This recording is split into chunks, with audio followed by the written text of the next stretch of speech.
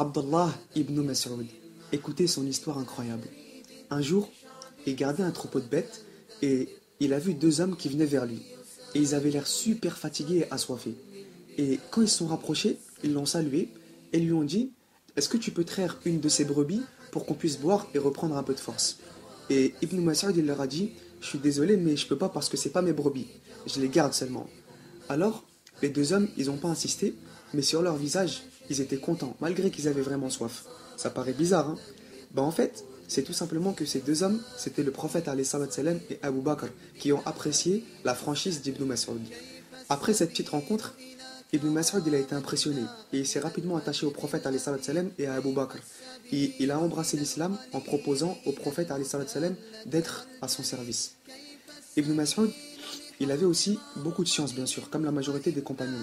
Et il y a un homme qui est venu voir Omar ibn al-Khattab et qui lui a dit: oh Amir al-Mu'minin, j'étais en voyage à Koufa, c'est une ville irakienne, et là-bas, j'ai vu un homme qui écrivait le Coran en se basant sur sa mémoire. Et là, Omar, il est devenu fou. Il commençait à marcher dans tous les sens, à faire les 100 pas.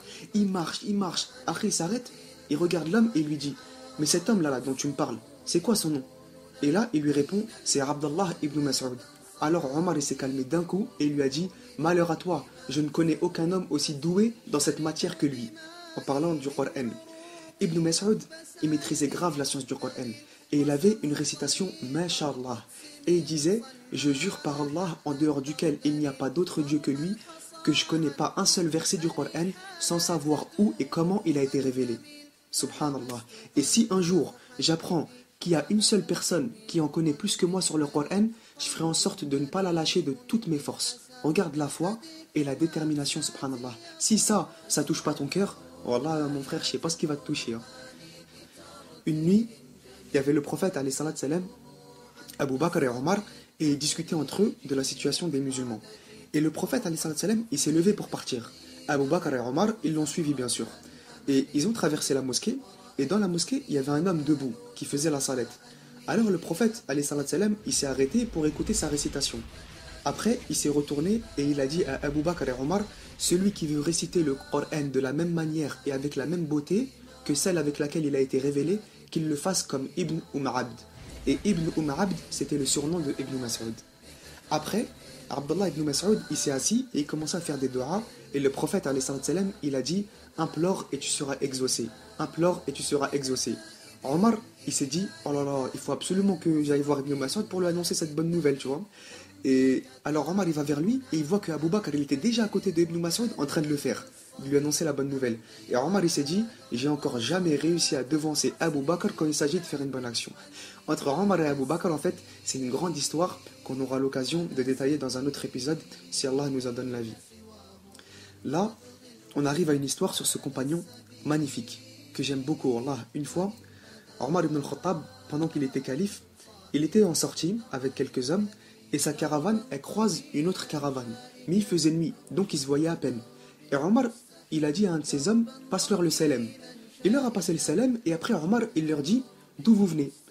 Et un homme de l'autre caravane, il dit: on vient d'une vallée très profonde. Mais pour dire vallée très profonde, il n'a pas dit vallée très profonde dans la langue arabe. Il a utilisé une expression du Coran, il a dit Faj Amiq.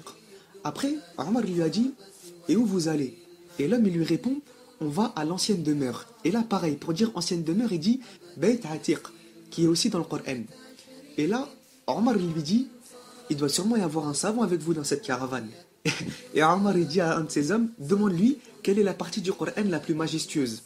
Et là, il y a une voix de la caravane qui dit: Allahu la ilaha illa huwa al-hayyul qayyum, la ta'khudhuhu sinatun wa la nawm. C'était Ayat al-Kursi. Après, il lui dit: quelle partie du Coran est la plus claire en termes de justice? Et la caravane, elle répond: certes, Allah commande l'équité, la bienfaisance et l'assistance aux proches. Surat 16, verset 90. Après, il lui dit: quel est l'un des principaux enseignements du Coran? La caravane, elle répond: quiconque fait un bien fût-ce du poids d'un atome le verra. Et quiconque fait un mal fût-ce du poids d'un atome le verra. Surat 89, versets 7 à 8. Et là, Omar, il commence à comprendre. Après, il leur dit: quelle partie du Coran met en avant un immense espoir? Ils répondent en disant: dis, ô mes serviteurs qui avez commis des excès à votre propre détriment, ne désespérez pas de la miséricorde d'Allah, car Allah pardonne tous les péchés. Oui, c'est lui le pardonneur, le très miséricordieux. Surat 39, verset 53. Et là, Omar, il craque. Il leur dit, Abdullah ibn Mas'ud, ne serait-il pas parmi vous? Et l'homme de la caravane, il lui répond, par Allah, oui, il est avec nous. C'est magnifique, Wallah, franchement, de découvrir des histoires comme ça, aussi drôles et émouvantes. On finit, bi'idhnillah, avec cette dernière histoire. Quand les compagnons, quand les compagnons du prophète, alayhi salat salam, ils étaient à la Mecque, ils étaient peu nombreux et faibles. Alors, les Qurayshites, ils ont profité pour les opprimer. Mais malgré tout ça, les compagnons, ils se disaient entre eux, quand même, les Qurayshites, ils n'ont même pas eu l'occasion d'écouter la parole d'Allah. Comment on peut faire? Et il y a un homme, il dit, moi, j'irai leur réciter le Coran. Les compagnons, ils lui ont dit, franchement, on a peur qu'il t'arrive quelque chose. On préfère envoyer une personne qui appartient à une tribu forte, qui pourra le défendre au cas où. Et ce même homme, il a insisté en disant, permettez-moi d'y aller, en disant, à Allah, oh Allah, protège-moi et garde-moi de leur mal. Donc, cet homme, il se dirige vers la mosquée, à quelques mètres de la Kaaba, au niveau du maqam d'Ibrahim, en plein milieu des Qurayshites, et il commence à réciter Surat al-Rahman. Les Qurayshites, ils commencent à écouter, après ils se disent, mais qu'est-ce qu'il raconte là? Après ils ont capté, et ils ont dit, malheur à lui, il est en train de réciter ce que Mohammed a apporté. Et ils se sont jetés sur lui pour le frapper, ils commencent à le frapper, et lui il continuait à réciter normal, comme s'il avait rien, subhanallah. Regarde la force et la certitude. Et quand il est retourné voir les compagnons, il avait le visage en sang, et ils lui ont dit, ah, on t'avait prévenu. Vous savez ce qu'il leur a dit? Cet homme, il leur a dit, je jure par Allah que les ennemis de Dieu n'étaient pas plus à l'aise que moi à ce moment-là. Comment tu peux dire ça, subhanallah? Sérieusement. Il se fait frapper et il continue à réciter le Coran et après il leur dit, ces gens-là, là, qui me frappaient, ils n'étaient pas plus à l'aise que moi quand je récitais le Coran. Déjà, là, à ce moment-là, tu deviens fou. Tu comprends pas l'histoire. Tu crois que c'est fini, mais c'est pas fini. Jamais de la vie. Tu sais ce qu'il leur a dit après?